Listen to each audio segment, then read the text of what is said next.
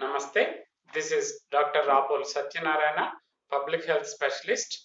Now I will explain the correct way to cough or sneeze. Most of the people are habituated to cough in fist. That is wrong.